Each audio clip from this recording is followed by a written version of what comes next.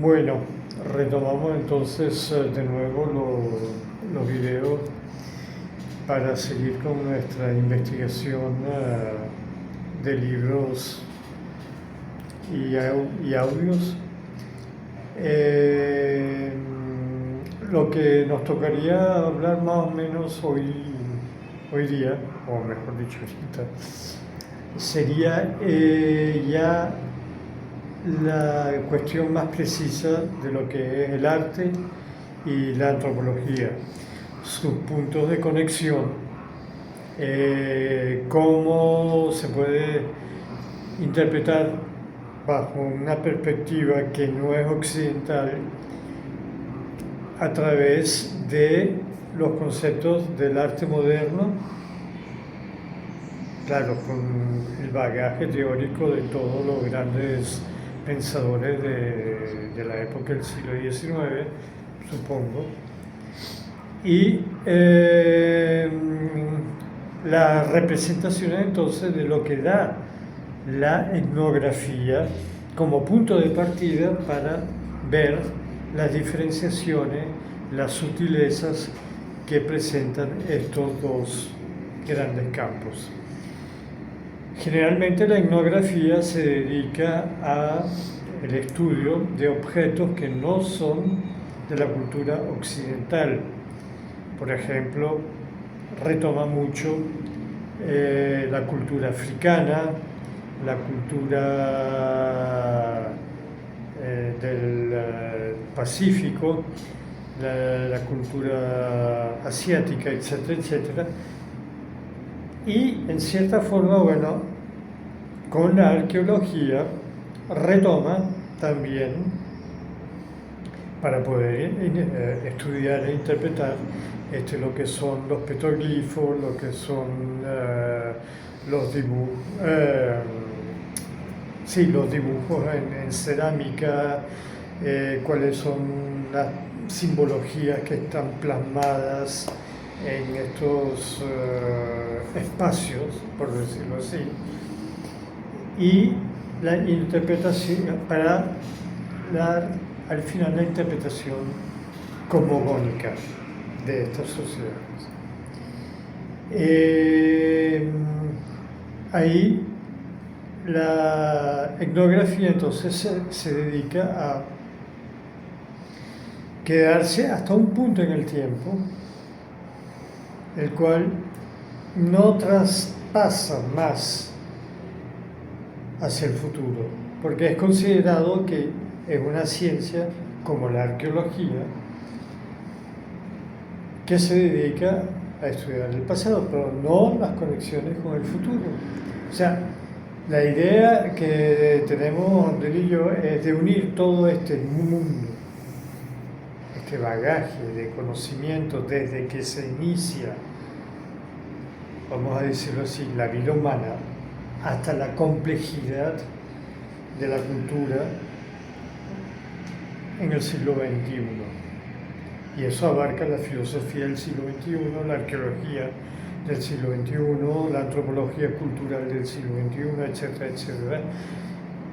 Y darle forma a nuevos estudios que nos dan entonces nuevas alternativas de cómo abordar e interpretar nuestros modos de vida y por ende nuestras idiosincrasias que vienen siendo la cultura a la cual pertenecemos. No quiero entrar en la diferenciación de una idiosincrasia y cultura porque si no aquí nos podríamos desviar. Existen varios, bueno, hay muchos autores que se han dedicado, pero no han, yo diría que, no, mejor rectifico, hay muy pocos autores, eso es, que se han dedicado a estudiar arte y etnografía en el siglo XIX. ya 18 y 19, ya en el siglo XX aparecen las nuevas tendencias donde filosóficas sobre todo, en la interpretación del arte, pero la antropología solamente a través de la etnografía se queda como estancada, no sé por qué. Una de las corrientes que retoma este estudio es el relativismo cultural. Entre ellos están Frank Boas. Frank Boas es un antropólogo británico. Exacto.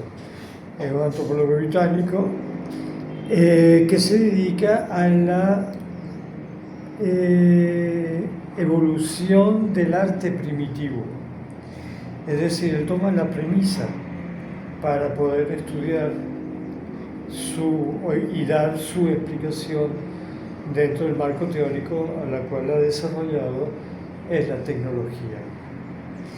A través de la tecnología él va estudiando las formas, las texturas, formas de vida, organizaciones sociales, etcétera, etcétera. A través de las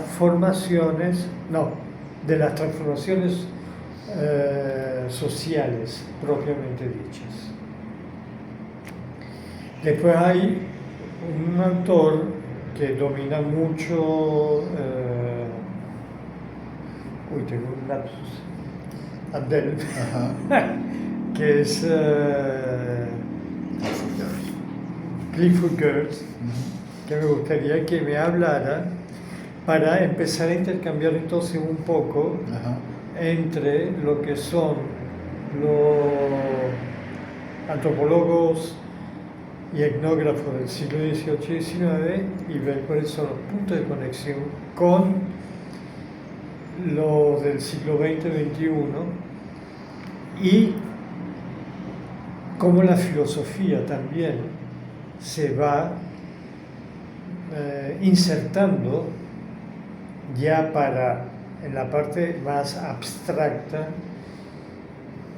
en la evolución de las teorías y de los métodos que vamos a abarcar ya como punto final, que sería en varios capítulos posteriores, las experiencias ya propiamente dichas nuestras, sin meternos en estos bloques teóricos metodológicos. Entonces,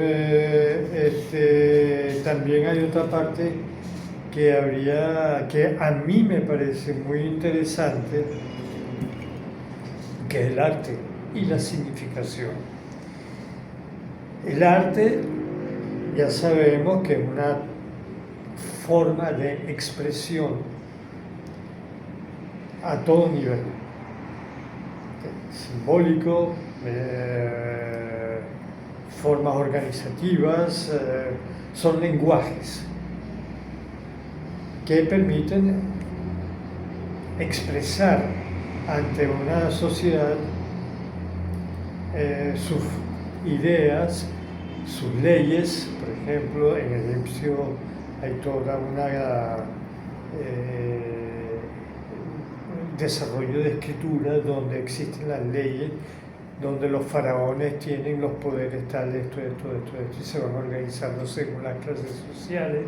Después están las leyes ya simbólicas de los sacerdotes, que sería la religión, que también expresa a través del arte como forma de lenguaje, que sería la escritura, en este caso específico.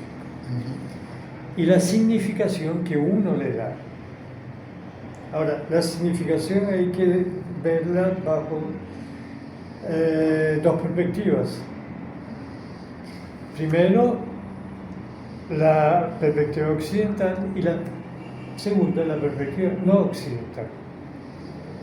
Eso es como el caso de Malinowski, cuando estábamos hablando del barco, cuando él se integraba ya no como antropólogo, sino como un miembro más de la sociedad y participaba en la construcción del barco, él ya la perspectiva ya no la tiene. O no, bueno, me imagino, ¿no? Estoy hablando, pero él se sumergía, digamos, ya en lo que era el grupo social donde él estaba insertado. Él lo estaba cuestionando de cómo si se usaba esto para hacer el barco, si el tamaño del barco era tal. El RAC tomaba información y la procesaba según la misma gente que hacía la embarcación. Entonces, el significado tiene un poco eso. Después que él ya no se vuelve, o sea, se separa de la sociedad y vuelve a tomar su papel de investigador, el significado entonces podría cambiar. Ahora, podría ser un significado donde la objetividad tome un rumbo o la subjetividad toma otro rumbo, pero al final son dos significados diferentes. Entonces, lo que queremos nosotros es rescatar y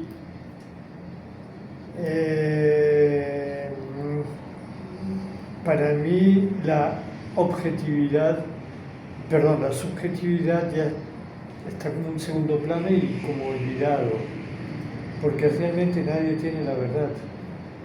Cada sociedad tiene su forma de vida, cada sociedad funciona de una forma diferente, a menos que si empezamos a analizar cuáles son las estructuras de poder dentro de Occidente y las periferias, ya hay otro problema que tendríamos que abordar, pero ya a nivel político, ideológico, que no es el caso en este momento. ¿Qué piensas tú entonces? Bueno, a mí me parece que usted ha situado un campo que es implícito a todo lo que estamos haciendo, porque de cierta manera la relación interdisciplinaria entre la antropología casi que vertebra la razón de ser de que nos hayamos motivado a tener esta experiencia colaborativa, este proyecto. Y sí, lo que me parece valioso es no solamente hacerlo, sino llamarlo a primer plano y de alguna manera reflexionar qué implicaciones tiene esa relación. Yo estoy de acuerdo con usted que es un tema en torno al cual hay muy poco trabajo hecho, hay muy poco avanzado. El mismo hecho de que la etnografía o la así llamada antropología del arte, que cuando uno busca en su genealogía se encuentra que prácticamente es una disciplina que está completamente supeditada en su propia historia, en su propia evolución al estudio del arte tribal y que no se extiende, cosa que me parece paradójica y contradictoria, a la comprensión del arte contemporáneo y moderno, sino que queda solo como un estudio del arte del pasado o del arte de hoy, pero tribal. Pero es tribal, y con significaciones. Hay muy poco hecho en la antropología para moverse del estudio del arte tribal al estudio del arte contemporáneo. Entonces ahí hay un vacío de crítica, hay un vacío metodológico, hay un vacío axiológico, hay un vacío inmenso. Cuando uno se sitúa en los problemas del arte contemporáneo de hoy, en una socioculturalidad dada, puede ser la venezolana, puede ser la de Texas en Houston, puede ser la cubana, puede ser la de cualquier dinámica sociocultural. Uno ya de por sí respecto a los temas contemporáneos, en el campo de la crítica de arte se encuentra continuamente con lo que llamamos vacíos de crítica, es decir, cosas sobre las cuales no se ha avanzado lo suficiente y por lo tanto no hay ni un aparato axiológico para valorarlo, ¿no? Sí, por ejemplo, existe un estancamiento. Por ejemplo, hay un vacío tremendo en el campo contemporáneo entre el estudio de los fenómenos de una sociedad contemporánea no propiamente tribal, entre el estudio de los fenómenos de cultura popular o folclórica, el estudio de los fenómenos visuales de cultura de masa y el estudio de los fenómenos visuales de cultura de élite o de bellas artes. Entre esos tres espacios hay vacíos axiológicos inmensos, con excepción de ciertos esfuerzos que han hecho algunos artistas de conectar esas instancias. es muy poco lo que hay. Y como el artista lo hace a través del lenguaje de discursos visuales, no a través de un aparato reflexivo o escrito o metodológico propiamente encaminado hacia la elaboración de una idea de crítica, el artista va más adelante que la crítica. La crítica no tiene parámetros para abordar estos problemas. Y hay muchos otros problemas. Sí. En el mismo arte contemporáneo hay dilemas incomunicados. Por ejemplo, hay toda una serie de ideologías que en el arte, en el aparato retórico y axiológico del arte contemporáneo, heredados de la evolución misma del arte contemporáneo. Ya voy hacia los temas que usted ha situado, que ven como arte ciertas cosas consideradas, digamos, alto arte o bellas artes, en cambio discriminan otras por considerarlas artes menores. Por ejemplo, sin ir a lo tribal, dentro de lo contemporáneo, un artista que solo hace cerámica, en el arte contemporáneo de hoy, en una sociedad moderna, es considerado como un artista que está haciendo un arte menor. Y ese arte es, dentro de los parámetros de valoración del arte contemporáneo, subvalorado o visto como una cosa demasiado cercana a lo funcional y a la artesanía. De la misma manera, la arquitectura, por estar tan vinculada con funciones prácticas como son la vivienda, la protección del medio ambiente, por mucho que un arquitecto se esfuerce estéticamente en que su obra sea una obra de arte, el hecho de que esa obra de arte esté tan supeditada a lo funcional es inmediatamente relegado y visto como un arte de tercera o como un arte menor. De la misma manera, géneros del arte que se aproximan demasiado a la satisfacción de necesidades, como pueden ser, por ejemplo, el cómics, como puede ser, digamos, la satisfacción del entretenimiento o de la decoración, son vistos desde el alto arte y las bellas artes como formas subsidiarias del arte. O sea, que el dilema que tenemos, a lo que voy, el dilema que tenemos en la misma antropología, entre arte no occidental o tribal, bien pasado, bien contemporáneo, arte moderno y contemporáneo, es de cierta manera un dilema que también tenemos en las sociedades contemporáneas. Lo que pasa es que en este caso el vacío de crítica es aún mayor, porque si no tenemos aparatos axiológicos para unir campos tan divergentes como lo utilitario y lo estético autosuficiente en una misma sociedad contemporánea, ¿cómo lo vamos a tener para comunicar dos cosas tan extremas? Entonces, en ese sentido, el vacío que hay de crítica para cubrir un campo de interdisciplinariedad que pueda realmente hacer, digamos, por ejemplo, que la antropología del arte se pueda mover hacia el arte contemporáneo, y a la inversa, que la filosofía del arte o la estética o las formas que han sido las que han estado ligadas a la teorización del arte contemporáneo y moderno puedan extenderse más allá de ese arte hacia el folclore, la relación del arte con la tradición o incluso el artefacto de cultura material y visual de una cultura tribal, es inmenso el trabajo que hay que hacer. Entonces, es inmenso el trabajo que hay que hacer interdisciplinario, y lo que se ha hecho es mínimo, muy poco. Entonces, en ese sentido, a mí me parece que quizás un camino más interesante pudiera ser el que nosotros estamos incursionando.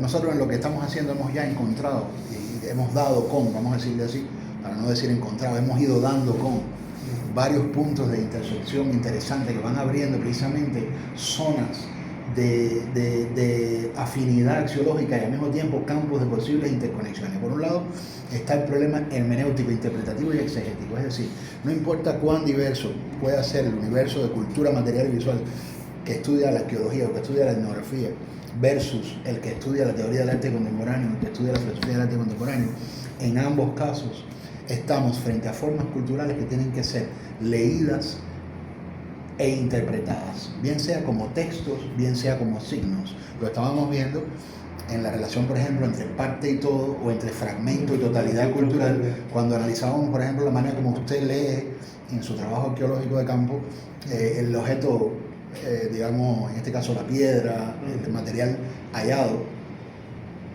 cómo usted tiene que leer en base a indicios, hacer inferencias. Habíamos hablado de eso, ahí llevamos al título de nuestro proyecto, de nuestra versión del libro del proyecto que estamos haciendo, de inferencia y elucidación.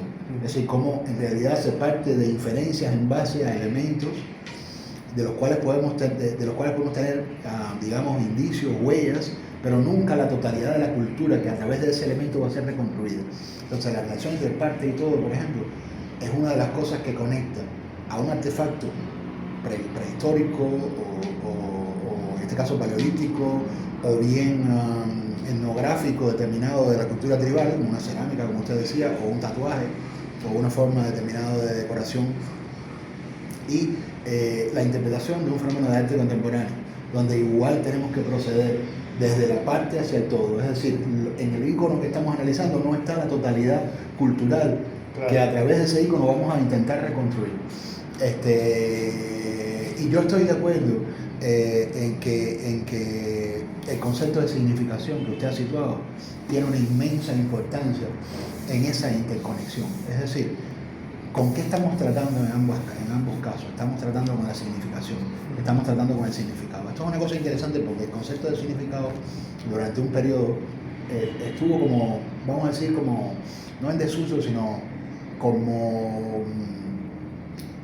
quizás en declive o en cansancio, porque la oposición entre forma y contenido que ha caracterizado a nuestras formas culturales y estéticas modernas contemporáneas, por decir, la vanguardia estética en el arte contemporáneo negó con mucho a las tradiciones representacionales del arte previo. Es decir, una de las cosas que define a la vanguardia experimental, tanto en el cine como en las artes visuales, en el teatro y en la música también, una de las cosas que define a la vanguardia experimental es precisamente la ruptura con el concepto de representación, la crítica del concepto de representación. Si el arte clásico y tradicional era representacionalista, bien hacia la religión, bien hacia la aristocracia o los modos de vida de la época barroca, renacentista, medieval o realista del siglo XIX, el arte de vanguardia viene a romper precisamente con la ilusión de la mímesis que está detrás del mundo representacional del arte tradicional. Entonces el arte se vuelve abstracto en unos casos, se vuelve fragmentario en otros, se vuelve hacia la expresión más,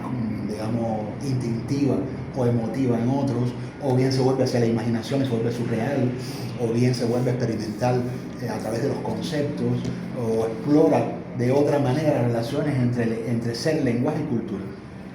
Ese hecho ha dado prevalencia a la forma por sobre el contenido, no porque no haya contenido en el arte contemporáneo, sino porque al ser antirrepresentacionalista o presuponer una crítica de la representación, se trabaja más con una conciencia de la forma y los significados quedan como dependientes del modo como es tratada la forma o como es tratado el componente estético de la obra.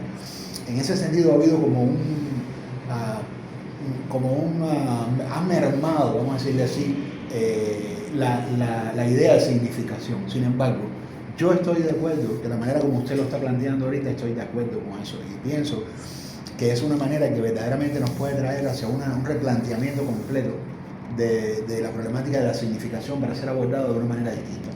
Usted, en el comienzo de su exposición, que a mí me pareció muy interesante, excelente, muy visionaria y muy lúcida y necesaria, y además le confieso, dentro del campo propiamente de la arqueología, verdaderamente un signo de una mentalidad muy avanzada en su campo, porque son muy pocos los arqueólogos que se han interesado en estos problemas. Muy poco, yo diría que prácticamente inexistente. Es una cosa verdaderamente muy novedosa la manera como usted ha planteado el problema. Usted habla, sin embargo, cuando menciona la etnografía, del concepto de representación cultural. Es cierto que tanto la antropología como la arqueología y la etnografía han estado atravesadas por una idea de representar las culturas. No solamente no en el sentido político de la palabra representación, del mediador que representa a un pueblo, no en el sentido parlamentario de la representación, donde la representación es como una delegación o como como una delegación, ¿no? Sino en el sentido psicológico del acto representacional, es decir, de proyectar perceptivamente una imagen de un mundo a través de un lenguaje. Y este es un tema para mí de extremada importancia, porque mientras el arte de vanguardia ha venido precisamente haciéndose experimental en la medida en que ha venido cuestionando la representación, en cambio la antropología, la etnografía y la arqueología más bien han sido las ciencias humanas y sociales que han hecho perdurar a lo largo del siglo XX, prácticamente yo diría que es el único campo en el que sobrevive aún un cierto entusiasmo con las ideologías del realismo, porque el proyecto mismo de representar presupone puntos de contacto inevitables con las ideologías del realismo. Es decir, tú tienes que suponer que a través del lenguaje tú puedes representar una cultura, estás de una vez asumiendo el realismo como género. Entonces, pero bueno, como yo estoy tratando precisamente de comunicar y estoy acá en esta exposición que estoy haciendo ahora, de ver esas zonas de intersección, yo creo que una de las cosas, otro de los, voy a mencionar un punto nuevo que ha aparecido aquí, es justamente este. O sea, a mí me parece que las formas de etnografía, yo se lo decía ayer en una conversación que estábamos teniendo afuera de nuestro proyecto, como parte de nuestro compartir como amigos, ¿no? Hablábamos de, yo le hablaba de mi preferencia por formas de antropología que no hacen de la disposición de ciertos datos sobre colectividad, como puede ser, pongamos por caso, la demografía, los datos poblacionales, la composición étnica de una cultura, los datos geográficos, formas de antropología que no hacen del material, del data objetivo de la sociedad, el instrumento para de una vez dar una representación de totalidad sobre una forma cultural determinada, sino que a la inversa, la antropología parte de la experiencia directa, de la inmersión en la cultura. En este caso se trata de dar prevalecencia al mundo fenomenológico de la experiencia vivida como un mundo de datos sensoriales y no de datos objetivos sobre la sociedad. Yo le ponía el ejemplo, aunque yo considero que Clifford Geertz tiene algunos libros de los que yo me alejo, justamente porque nos trata de dar, como otros antropólogos realistas, que él mismo incluso en un momento dado cuestiona, ¿sabes? Una idea de la agricultura en Marruecos, las representaciones de totalidad sobre una cultura, ¿no? Pero aunque él tiene algunos trabajos que van en esa dirección tradicional de la etnografía, él tiene otros, como su libro La interpretación de las culturas, donde procede de otra manera. Son los libros que a mí me gustan de él. A mí me gusta mucho Después de los hechos. Son libros donde él nunca te da una entrada al conjunto de la cultura, sino que de una vez él está situado dentro de ella en pasajes de experiencia, ¿no? Como yo le ponía el ejemplo de La riña de gallo, que de alguna manera se ha vuelto bastante famoso en torno a su trabajo en la interpretación de las culturas, donde él está metido dentro de la situación de La riña de gallo y está narrando y dando elementos sobre lo que está allí viviéndose un personaje que le hace un guiño para optar por un gallo, y la manera como él está allí leyendo, primero cómo es interpretada su propia presencia en La riña de gallo, segundo, qué significación tiene La riña de gallo para la cultura verdaderamente desde adentro. Entonces, una vez que tú tienes en la antropología un material que proviene fenomenológicamente de la experiencia, tú puedes ir poniendo en contacto, vamos a decir así, esas interpretaciones que vas elucidando desde lo empírico de la experiencia sensorial, las puedes ir, digamos, no es que vas a enajenarte completamente de los datos objetivos que has obtenido sobre población, demografía u otros elementos. Esas cosas las puedes tomar en cuenta, pero no tienes que ir a ellas necesariamente para de una vez ofrecer una representación de totalidad. Visto el antropólogo no como un politólogo que está representando una totalidad social y cultural, sino visto el antropólogo verdaderamente como un experimentador cultural, vamos a decirle así, bueno, ahí sí se da entonces una intersección interesante con el fenómeno del arte experimental del siglo XX. ¿Por qué? Porque el hecho de que el artista experimental del siglo XX presuponga una ruptura que ha habido con una idea tradicional de representación realista, no significa que él no esté igualmente situado en la cultura. Y no significa que él no esté igualmente procesando una cultura a través de la experiencia y devolviendo hacia ella una interpretación de esa cultura. Incluso yo estoy de acuerdo con Roland Barthes, un semiólogo francés, que dice: toda obra de arte es ella ya una interpretación.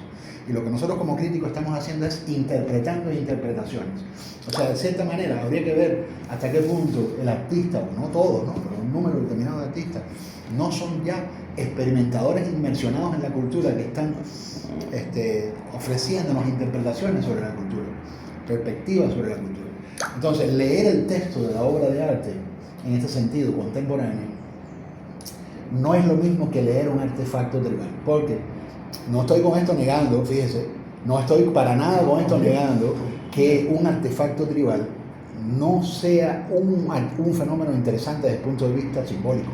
Es decir, indudablemente un artefacto tribal, una máscara, una escultura, una talla, una puerta, un templo, un lugar arquitectónico, lo que sea que estemos analizando en la cultura tribal, es una elaboración, vamos a decirle, metacultural, podemos decirle así, ¿no? Pensar que las expresiones artísticas de la cultura tribal son meras repeticiones ontológicas del ser que simplemente es en esa cultura. Sería ingenuo pensar que en la representación simbólica el hombre en la cultura tribal no está también adquiriendo hacia su propia cultura un tipo de distancia. Es decir, no estoy con esto tampoco creando una imagen informada del nativo o del hombre tribal, diciendo que él está informado, digamos, con un aparato científico categorial, pero sí que hay que hay un momento de lucidez también en la experiencia estética dentro de la cultura tribal que adquiere una tremenda importancia. Incluso uno puede ver hasta la teatralidad en las danzas, por ejemplo, guayúes. En las danzas guayúes sería muy ingenuo pensar que todas esas marumacas que ellos hacen y todas esas cosas que hacen son meramente pura repetición artesanal de una tradición adquirida. Ahí hay mucho de performatividad nativa. En las danzas, por ejemplo, estoy pensando ahora en las danzas precisamente torreandesas, a través de libros que yo he estudiado sobre la cultura de las Islas Trobriand en la década del 10. Me encontré una vez un levantamiento fotográfico excelente, que lo tengo por ahí, por cierto, lo traje, sobre danzas de los trobriandeses, y algunas que son hasta paródicas. Hay danzas paródicas, incluso hay danzas que son hechas para la fotografía del antropólogo. Cuando tú dices, es ingenuo pensar que estos hombres están danzando sin estar conscientes de la presencia de la cámara del antropólogo, están incluso parodiando la presencia de la cámara, incluso hasta inventando formas del baile que antes el baile no tenía. Estoy pensando, por ejemplo, en unas imágenes de los danzarines trobriandeses que ponen las manos así y casi que se burlan, ¿no? Y es como significando la idea de los niños, como significando el antropólogo que está en ese momento tomando la foto, de que ellos están danzando porque ellos son como niños, por un lado, pero al mismo tiempo también diciéndole, esta danza es una danza infantil, y al mismo tiempo también parodiando a la cámara, ¿no? Es decir, es ingenuo pensar que tú puedas introducir la cámara en el trabajo de campo, obviando la presencia de la cámara para el nativo.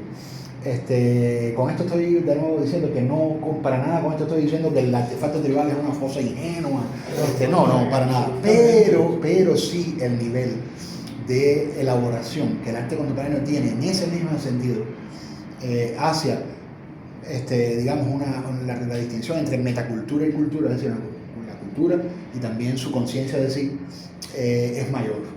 El nivel de elaboración que hace el artista contemporáneo a ese nivel es mayor, porque el arte contemporáneo, vamos a decirle así, funcionalmente, es una institución secular que está, pues debido a la misma división social de trabajo que ha vivido la sociedad contemporánea y moderna, pues es en el estanco, vamos a decirle así, de lo que se llama la institución arte, que no está ya supeditada a la institución religión, ni a la institución ciencia, ni a la institución moral y el derecho. Por lo tanto, la libertad que tiene el artista contemporáneo, lo que se llama la autonomía del arte, para experimentar desde un momento de lo artístico en el que lo artístico está verdaderamente en contacto consigo mismo y no supeditado ni a la religión, ni al rito, ni a la ideología, ni a la política, ni a la ciencia, ni al derecho, ni a la moral, sino está como que es lo que Peter Bürger llama la autonomía del arte. Pues igual que cuando la ciencia se hace autónoma, o sea, es como el momento donde el arte puede verdaderamente explorar más sus posibilidades, ¿no? Entonces, hay esa diferencia. Yo le decía que, no sé si estoy quizás tomando un camino que se ha alejado mucho del interés que tenía el énfasis suyo en el campo propiamente antropológico. Ahora hay este punto, pero hay otros puntos que hemos ido viendo. Por un lado está el punto de que el antropólogo y el artista no solamente están en la cultura y se expresan respecto a ella, sino que además también son las dos únicas instituciones de la cultura que se vertebran a través de la idea de memoria y de colección y a través de la idea de museo. Es decir, aquí habría que tomar conciencia de la importancia que tiene la institución museo en la antropología, en la etnografía y en la arqueología. Sería ingenuo menoscabar la importancia que tiene en el tipo de humanidad que es la antropología, el concepto de museo. Y el arte y la antropología son las únicas formas, vamos a decirle así, de la evolución de la actividad sensible del hombre occidental, en este caso humanidad, letra, que requiere de una manera imperiosa del museo como forma de institucional de estar en la cultura, ¿no? A través del coleccionismo de arte y cultura. Es que se practica la antropología y se practica la etnografía y la arqueología.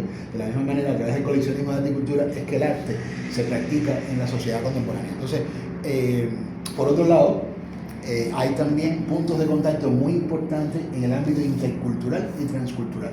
O sea, indudablemente, una forma de arte puede ser expresión de una localidad o de una regionalidad o incluso de una nacionalidad. Pero el tráfico de arte y cultura, como le dice George Marcus en su libro precisamente The Traffic of Art and Culture, The Traffic in Culture, Refiguring Art and Anthropology, que es un libro publicado en la Universidad de Chicago, de George Marcus. El tráfico en la cultura, la refiguración del arte y la antropología, o sea, cómo de alguna manera el artista y el antropólogo están situados en un campo en el cual a ver, creo que aquí me he quizás desconectado un poco lo que estaba diciendo antes, pero usted quería apuntar algo. Creo que es el momento para que lo apunte, para yo retomar el discurso. No, estaba pensando un poco lo que es la parte transitoria. Ajá. De cuando tú hablas de arte elitesco, Ajá. arte popular, arte de masa. Uh-huh. Estoy viendo, por ejemplo, a través de la historia, y me vino a la cabeza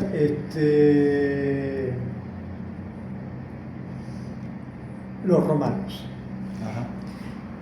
Pompeya. Uh-huh. Todos los murales que ellos tienen están diseñados de tal forma que conectan zonas de lo que es la actual Italia, o antes de la zona etrusca, la zona napolitana, etcétera, etcétera, las similitudes, y también cómo el Renacimiento aporta a los grandes artistas que no son de élite de formación, sino que son rescatados, por decirlo así, entre comillas, por la iglesia o por la monarquía, porque ven que este señor, este artista tiene dones excepcionales, etcétera, etcétera, como Miguel Ángelo, Da Vinci, etcétera, y ellos empiezan a innovar y a romper viejos esquemas, pero con bases inalterables. Claro. Cuando digo bases inalterables, son composición de colores,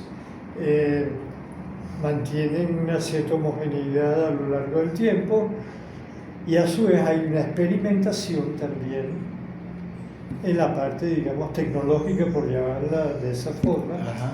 Que es en qué superficie van a trabajar, con qué artefactos van a trabajar, qué pigmentos van a agregar, etcétera, etcétera. Y fíjate que había una cosa que también me vino a la cabeza, es la transmisión del conocimiento a lo largo de la historia. Por ejemplo, los romanos, a nivel de ingeniería, es algo que se ha expandido a lo largo del tiempo y que no realmente ha cambiado mucho. Por ejemplo, los acueductos. En aquella época, las termas, en la época romana, eran muy importantes. Pero el bagaje conocimiento que hay por detrás, que refleja posteriormente las formas de organización, como eran centros de intercambio cultural, centros de intercambio de ideas políticas, centros de malas costumbres, por no decir otras cosas, etcétera, etcétera. Y otra cosa muy importante es que las termas rompía con las clases sociales. Ahí el gladiador o el esclavo se mezclaba con la alta élite. Entonces, ese intercambio va rompiendo a lo largo costumbres. Y esas costumbres se reflejan posteriormente, según la especialidad de cada miembro, en el arte y van transformando las técnicas. Pero lo que es la arqueología y la etnografía, para mí se ha estancado, no ha ido más allá. ¿Por qué no podemos hablar? Hay experiencia, pero bueno, yo realmente no me he metido de lleno, pero hay experiencia de arqueología moderna, por ejemplo. Sí, usted me hablaba de eso. ¿Ah? Pero yo creo que lo que nosotros estamos haciendo es un ejemplo de que sí hay esfuerzo, lo que pasa es que son pocos. Es que son pocos. Pero yo, volviendo sobre los puntos en los que usted puso énfasis, en la primera parte de nuestro video, yo le decía que, o sea, yo he ido como situando varios puntos de intersección entre el arte y la antropología, desde el punto de vista de la arqueología, del aparato, vamos a decirle, categorial o conceptual, para poder aproximar verdaderamente la posibilidad de una interdisciplinaridad. Le decía, por un lado, la cuestión de la componente interpretativo, hermenéutico y exegético, desde la parte del todo cultural, entre el fragmento, que puede ser un texto, un signo, algo legible, a través del cual se lee la cultura o se interpreta. Ese es un punto de conexión importante, sobre todo entre la teoría, la crítica de arte y la arqueología. De eso hablamos en el video anterior. Sí. Por otro lado, el hecho de que la institución, las dos son las formas institucionales de la práctica cultural, que se centran completamente en la institución museo desde el punto de vista de la memoria, del coleccionismo y del coleccionismo de arte y cultura. Ese es otro punto de contacto muy importante que viene a través de la teoría del museo y de la teoría del coleccionismo y todo lo que es, digamos, cultura material y cultura visual. Ese es el otro campo en el que las dos disciplinas se tocan. Por otro lado, hay un tercer campo que son estas, vamos a decirle así, afinidades o puntos de contacto muy cruciales entre la experiencia inmersiva del artista en la cultura y la experiencia inmersiva del antropólogo en la cultura. Que estábamos viendo que de alguna manera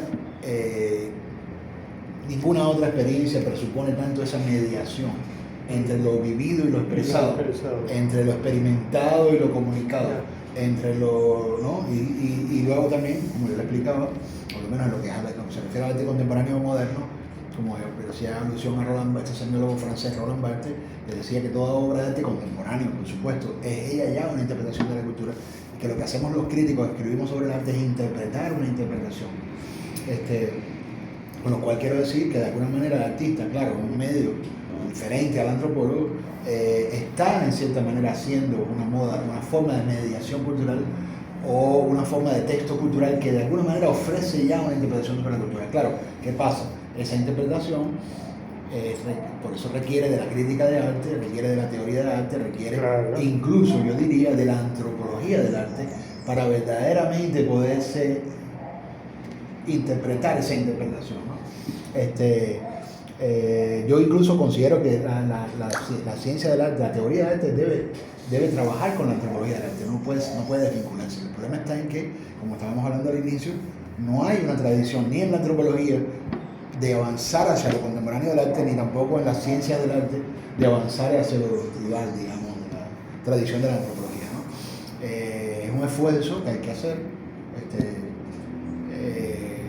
y que es abismal lo que hay que hacer ahí, porque así como pueden haber vacíos, es lo que yo decía, dentro de lo contemporáneo, entre lo masivo, lo popular y y el alto arte o las bellas, o el sentido de las bellas artes, imagínense cuánto no hay de abismo, de crítica y de vacío de crítica entre el sector de la cultura visual y material que abarca la teoría del arte contemporáneo y el sector de cultura material y visual que abarca la antropología del arte entendida de manera tradicional. O sea que el trabajo que hay que hacer ahí es inmenso. Pero los puntos de contacto están allí. El otro punto que yo considero de contacto muy importante es el que hemos estado justamente enfocando desde el centro, del principio de este proyecto, que es la relación entre el self y el acervo. Es decir, en la cultura, cuando la vemos, hablábamos de psicología ayer, desde la perspectiva, digamos, de un sujeto individual, que en este caso el artista que nos da ese paradigma, pero hay que pensar también en el antropólogo, porque de la misma manera en que el artista nos da el paradigma de la relación self-cultura para poder interpretar su obra y poderla analizar, de la misma manera el antropólogo que trae un acervo cultural de su cultura y se inmersiona en la cultura, puede ser porque hay antropología del folclore de la cultura propia, es decir, por ejemplo, hay antropología en Estados Unidos que son antropólogos de la metrópoli que estudian provincias o que estudian folclores de pueblos alejados del centro, claro, como puede ser la antropología de lo rural. Antropología de lo rural. En Francia hay estudios etnológicos sobre fenómenos étnicos que sean religiosos o lingüísticos, sociolingüísticos, culturales, dentro de la misma Francia. Es decir, pero bueno, partiendo de las visiones estas más cliché, vamos a decirlo así, de la antropología,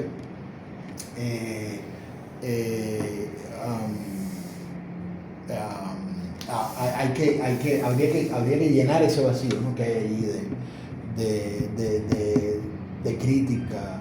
Pero yo decía, perdón, y la razón por la cual hablaba de esto es por la cuestión del self y la cultura, que yo decía que el antropólogo también vive una experimentación de la relación entre self y cultura. O sea, él trae un acervo, ¿verdad?, cultural, y él se inmersiona en una experiencia cultural que le puede ser muy distinta o familiar hasta un nivel y distinto en otro, como puede ser. Si es una antropología de la cultura propia, digamos, una antropología nacional, vamos a decirlo así, podría ser entre lo metropolitano y lo rural. Ahí habría ya una alteridad muy fuerte, porque no es lo mismo ser de la metrópoli que ser del campo. Hay un abismo muy grande. Y mayor aún cuando el antropólogo, no sé, como Bateson, es estadounidense, pero se inmersiona en Bali. O el Levi Strauss se menciona en Sudamérica cuando es francés. O sea, de todas maneras, sea más cercana a la experiencia cultural. Por ejemplo, un barrio de tu misma urbanización. De todas maneras, es el contraste entre la pregunta que tienes como antropólogo y el hecho de que aquel con el que vas a trabajar en esa urbanización, o ese barrio, o en esa comunidad, vive la misma urbanización que tú, padece los mismos problemas que tú, está expuesto a los mismos problemas sociales, urbanos y culturales que tú, pero no ha tomado hacia eso una distancia que transforme su vida o que le dé sentido a su vida a través de la pregunta de representarse por qué eso es así, o de tratar de ofrecer una representación cultural. Y ya desde ahí hay una diferencia entre el antropólogo y el no antropólogo, es decir, entre el conocimiento especializado y el conocimiento lego, entre el hombre de sentido común y el hombre de ciencias sociales o de humanidades. Yo tengo un trabajo, tengo un ensayo, un capítulo de uno de mis libros, Repensando la intertextualidad, eso lo comenté en un momento, donde yo me pongo precisamente ante un problema contemporáneo, en este caso los recogedores de lata de desecho, que son bastante frecuentes en todas las grandes urbes, están llenas de recogedores de lata de desecho, que viven de eso. Y lo que yo planteo en ese capítulo es cómo abordar a un recogedor de lata en la ciudad, ¿no? Yo me pongo frente al dilema y sitúo todos los problemas éticos que están implicados. Le compro latas inmersionándome en su espacio cultural, en su subsistema cultural, a través de la manera como él está acostumbrado a que se aproximen a él, generalmente para comprarle latas, que además es la forma que él quiere, porque él recoge latas para poderla vender y vivir de eso, o no. Le explicito que yo me acerco a él no para comprarle latas, no porque yo necesite reciclar latas, sino porque yo estoy interesado en el significado, como dice usted, que su experiencia implica en la lectura de la ciudad, en la lectura de lo urbano y de la ciudad. ¿Le manifiesto esto? O sea, o no. Ahí mismo tiene ya la alteridad, que implica una necesaria experimentación entre el acervo y el self de la experiencia. O sea, tú eres un self, que tienes un acervo cultural y te tienes que imaginar en otra dinámica cultural exógena. Es la experiencia de la dinámica. Pero si tú no te enfrentas a algo nuevo, tú te quedas completamente aislado. O sea, sigues con tus mismos patrones y no hay un avance Ajá. general de todo, conocimiento, sino te vuelves como autómata. Claro. ¿Entiendes? ¿Dónde está la relación entre lo que es el conocimiento que está? También podríamos estudiar el conocimiento que está, el estancamiento del conocimiento. Ujú. ¿Por qué una sociedad se queda ahí y sigue manteniendo sus propias costumbres? ¿Por qué se niega a A cambiar, a evolucionar. a cambiar? No Transformarse, quisiera, a evolucionar, no quisiera utilizar la palabra que evolucionar, pero vamos a decir cambiar, a mutar. a mutar, eso, Ajá. ¿no? Porque no se arriesga. Ajá. Exactamente. Ujú. Mientras que hay otros que sí van, Ujú. porque, bueno, posiblemente porque han tenido contactos con el externo, otras sociedades en este caso, Claro. y han empezado a experimentar y a ver cómo se van insertando también, eso es otra cosa, que son las necesidades, Ajá. porque estamos en una sociedad que ya vamos cada vez más globalizada, los nacionalismos se van desapareciendo, si es que se llegan a desaparecer, pero para mí eso ya se va a diluir y el nacionalismo ya va a desaparecer en un momento dado. No ahora, pero en 20, 30 años quizás yo no voy a estar. Entonces ahí va a tomar otro carisma. Bueno, que el nacionalismo hay un crítico chileno que dice que la idea de nación es colonial. Es colonial. Es colonial. Exacto. Y al mismo tiempo fue una fase posfeudal del desarrollo social. Es un momento no histórico, porque a mí no me gusta mucho usar la palabra historia, pero es un momento evolutivo de la sociedad que inevitablemente tiene que evolucionar y cambiar. O sea, no podemos pensar que las sociedades van a ser eternamente nacionales. No, obviamente. Yo estoy de acuerdo con eso, pero al mismo tiempo, y de eso hemos hablado ya usted otras veces, mientras el ideal humanista presupone justamente ese relativismo cultural de salir del ensimismamiento étnico y buscar lo universal de lo humano para propiciar la interculturalidad, la transculturación y la multiculturalización globalizada, al mismo tiempo los paradigmas que parecieron orientarse en esa dirección en las últimas décadas, que tendieron hacia modalidades transnacionalizadas de interconectividad económica y social, propiciando la interconexión cultural, ha estado siendo sofocado en la última década, sobre todo, yo diría, o en las últimas 2 décadas, ha estado siendo sofocado por una especie de contracción que de un lado viene de los fundamentalismos religiosos, pero de otro lado, más fuerte aún, viene de los etnocentrismos nacionalistas, que podemos ver muy claramente en términos de lo que se dibuja en el panorama contemporáneo como tendencias políticas o ideologías en lo que llaman la extrema derecha y la extrema izquierda, es decir, son formas culturales que se resisten a abandonar el etnocentrismo. Entonces, estamos en un momento en que no sabemos hacia dónde van las cosas. Podrían ir en una dirección, pero podrían ir en la otra. Claro.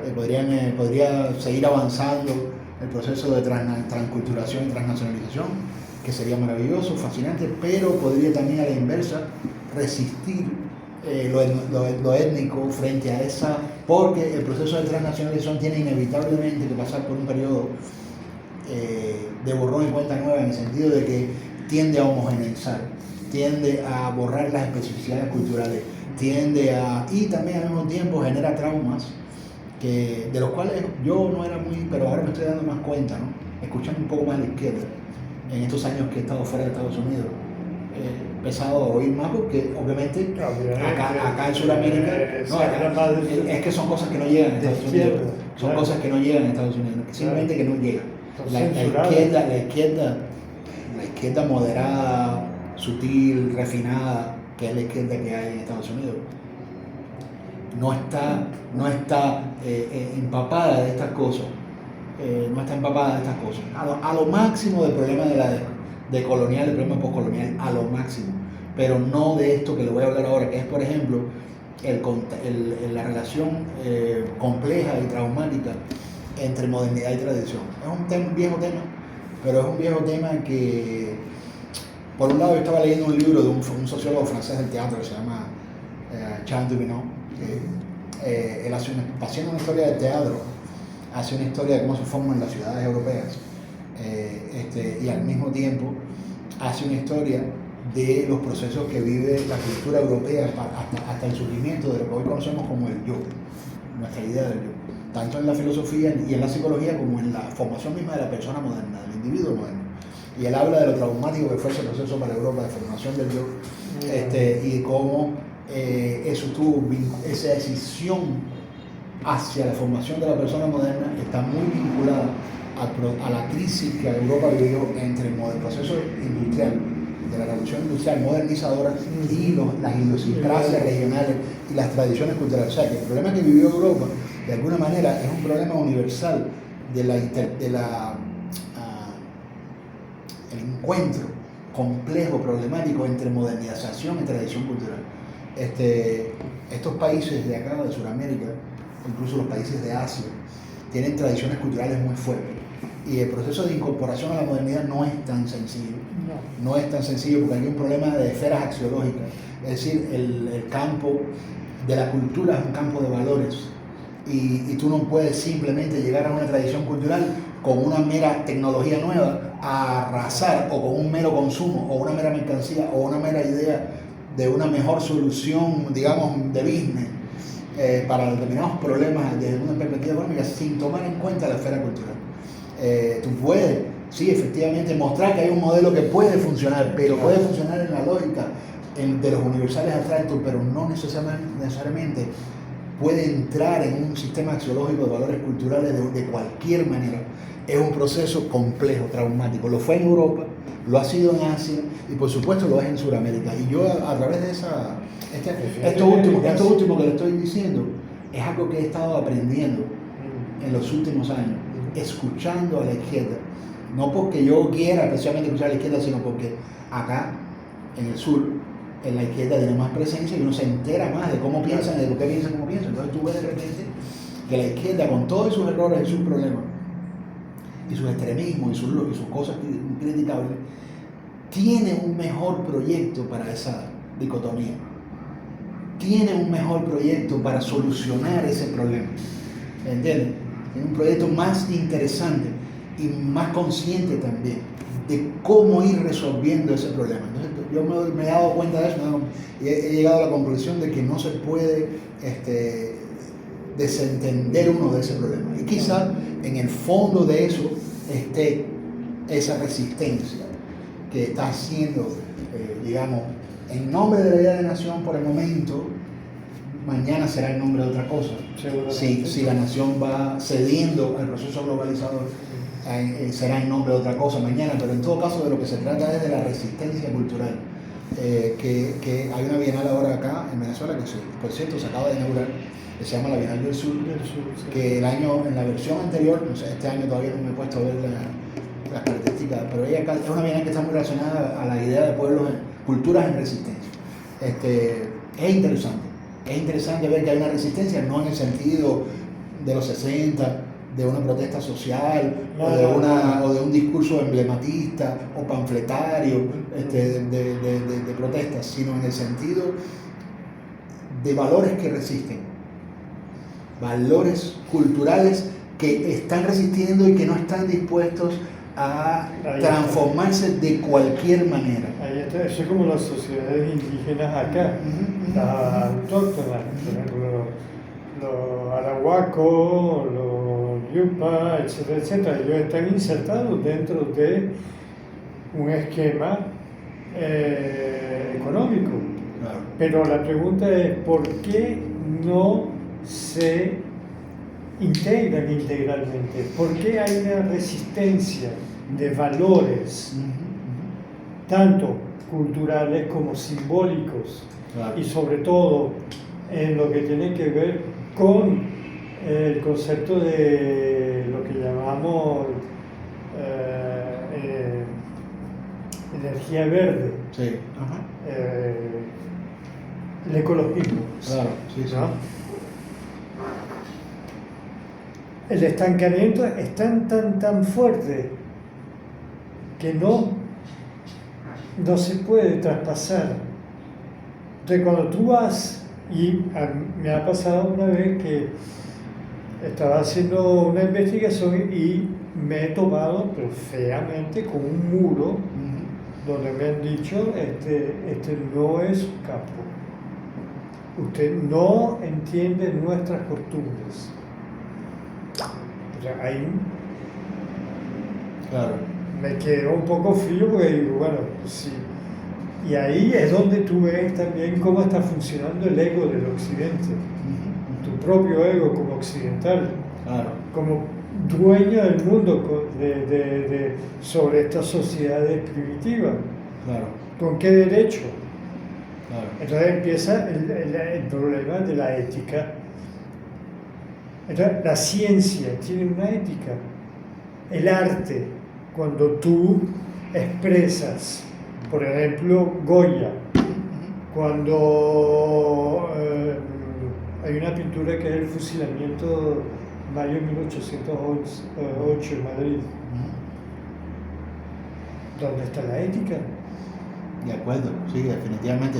Yo personalmente estoy de acuerdo con Steven Tyler, que es un antropólogo cognitivo y etnógrafo postmoderno, en que la ética debe ser el centro de la antropología del futuro. Yo estoy de acuerdo con eso, tengo una posición muy ética en ese sentido. Pero yo estaba, por cierto, ahora escribiendo sobre un artista venezolano joven, ahora, recientemente, Sí, que me puso precisamente ante ese dilema entre el ethos y el pathos. Yeah. Y el pathos. Él tiene una parte de su obra que comunica el ethos cultural, ¿no? Pero tiene otra parte que comunica el pathos cultural. Y me hacía pensar también en ese problema, y volviendo de nuevo sobre lo que le dije de escuchar a la izquierda, de escuchar un poco más a la izquierda. De alguna manera lo que pudiéramos llamar esta especie de muro de contención que se ha creado, insólito e inesperado, respecto al avance que estaban teniendo, en mi consideración exitoso, el proyecto humanista de la transculturación, de la transnacionalización, del proceso de integración de las culturas. La resistencia que está teniendo ese proceso, que yo considero bueno, progresista, la resistencia que está teniendo está vinculada, bueno, obviamente, como me decía una vez un amigo, probablemente con que estas sociedades no están listas, pero un momentico, que estas sociedades no están listas, en primer lugar, para eso, aunque sea bueno, no están listas. Pero más allá de eso, están estos otros dos problemas que le dije antes. La solución del encuentro traumático entre tradición y modernidad, la izquierda tiene un proyecto más interesante para eso, más comprensivo hacia ese fenómeno, hacia ese dilema. Y por otro lado, este otro punto que le quería decir, la relación entre ethos y pathos. La izquierda tiene un proyecto más encaminado hacia la salud del ethos, es decir, recupera más la idea del ethos en el imaginario colectivo. Ahí estamos de acuerdo. Que la idea del pathos. ¿Qué pasa con el pathos? Aceptar sería aceptar, como dice Julia Kristeva, una semióloga búlgara establecida, en realidad francesa, ha vivido toda su vida en Francia, muy importante. Ella tiene un libro bastante reciente que se llama Enfermedades del alma.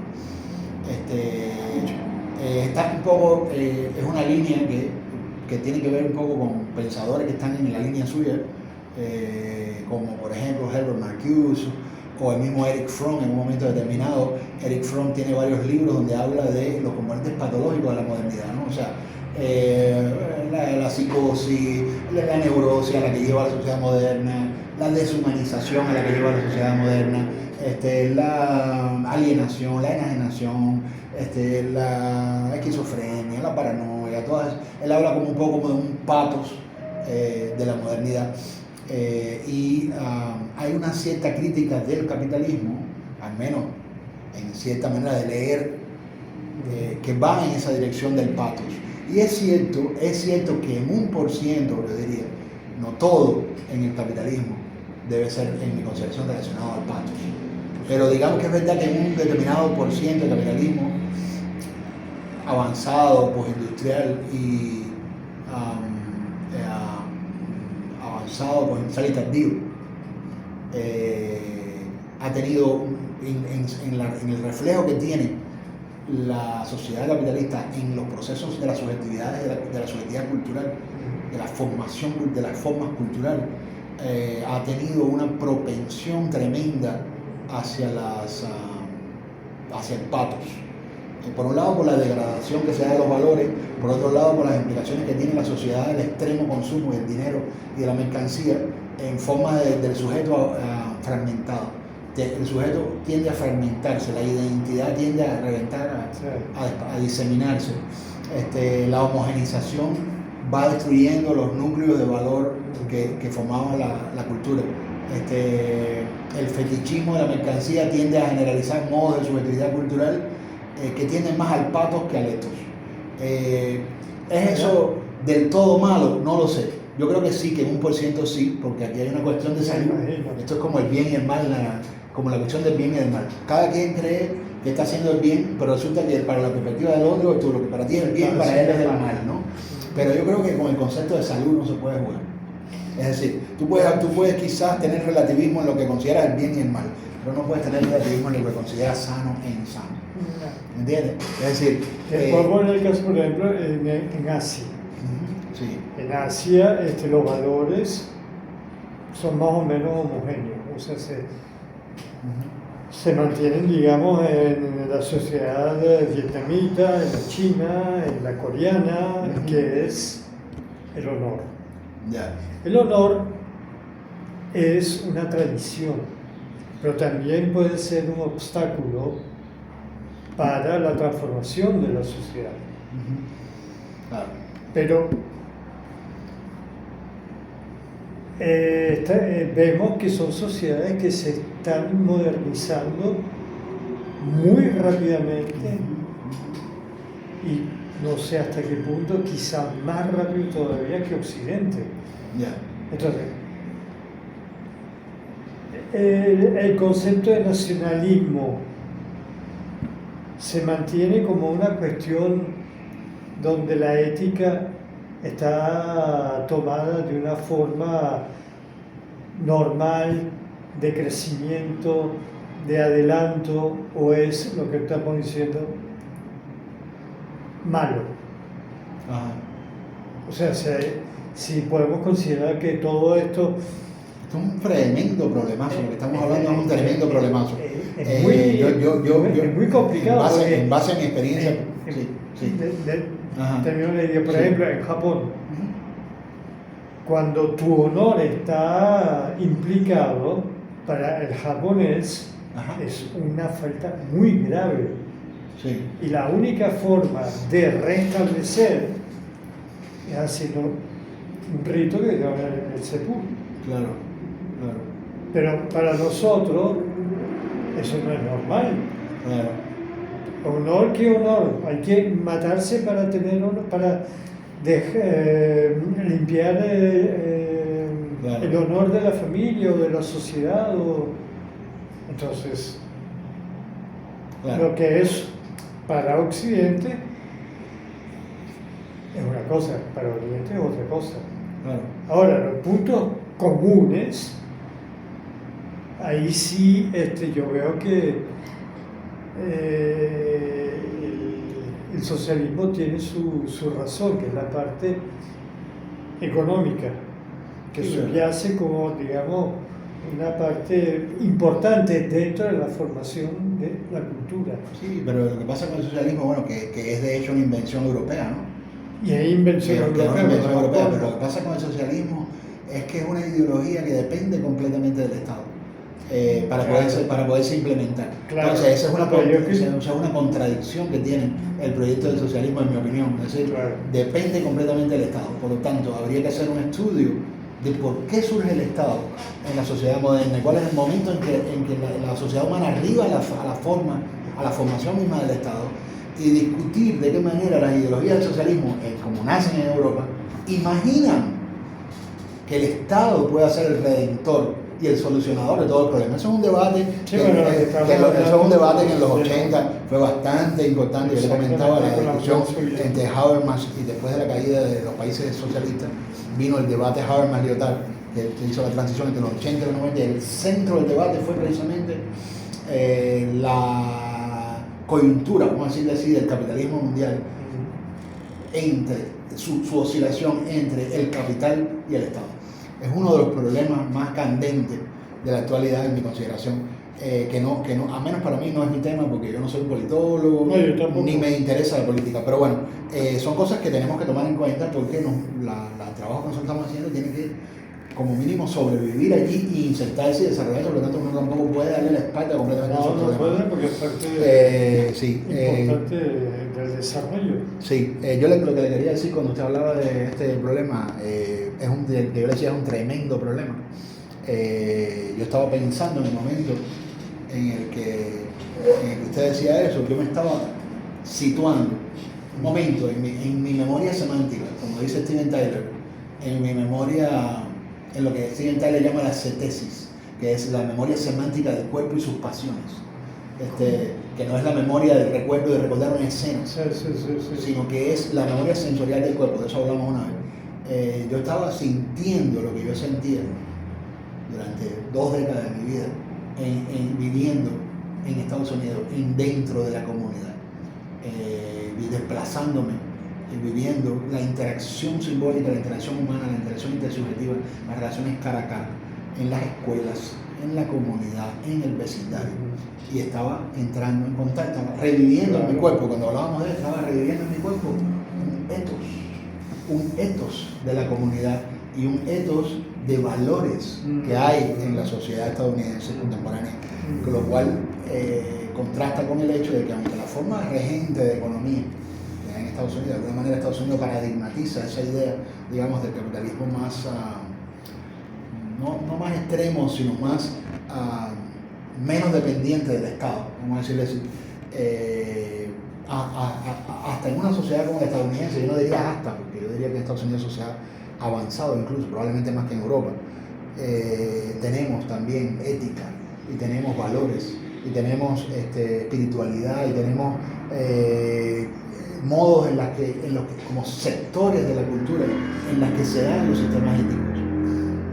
Pero está siempre como esa ecosfera, vamos a decirle así, ese lado, esa parte del capitalismo, vamos a decirle así, que más bien quizás tiene que ver con la producción de una cultura simbólica, como puede ser, no sé, quizás Hollywood, el entretenimiento, la misma actividad del consumo. Por ejemplo, hay muchas ciudades en Estados Unidos que no permiten que los grandes moles de consumo estén dentro de la ciudad, sino que los regulan para que estén en las afueras. No sé si usted ha visto eso. Quizás en Austin no, porque Austin es una ciudad universitaria, claro, con un lago, que tiene mucho espacio residencial. Entonces de repente se acepta que los moles estén allí, porque no llegan ¿cómo decir?, a turbar completamente el ecosistema. Pero hay otras ciudades de Estados Unidos donde sí está regulado. O sea, en Los Ángeles, por ejemplo, está regulado.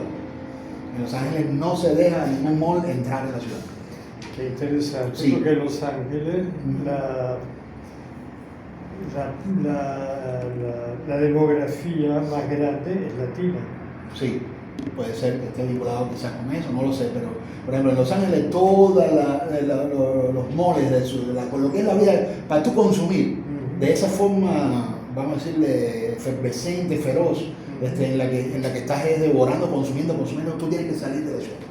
Tienes que salir de la ciudad hacia afuera. Claro. No está invadida la ciudad por el consumo, ni tampoco hay una relación descontrolada entre la publicidad y los espacios urbanos.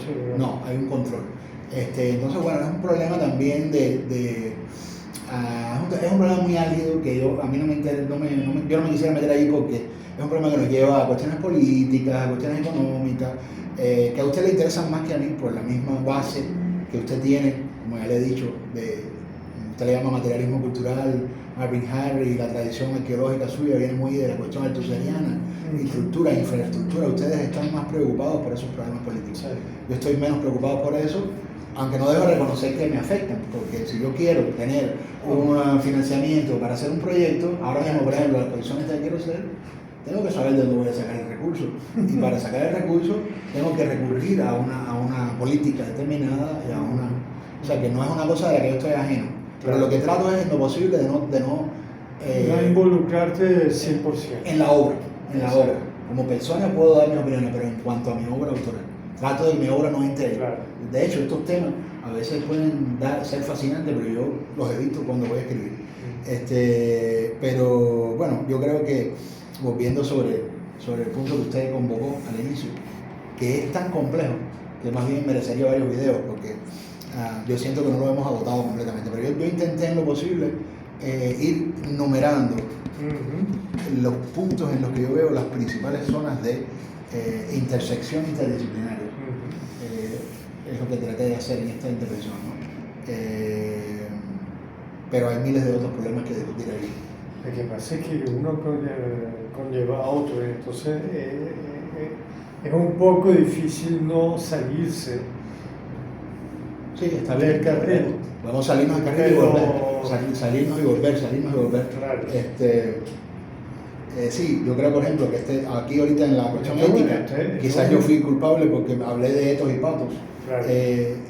Usted más bien la situó. No, pero es interesante porque es parte también de la ética. Sí, pero usted la situó más en una perspectiva que incluso a mí realmente me interesa más como usted lo situó, que es desde la perspectiva de la ciencia o del arte. O sea, cómo se plantea el problema ético. Exacto. En la antropología y en el arte. Eso yo creo que podría estar bien para un próximo video. Okay.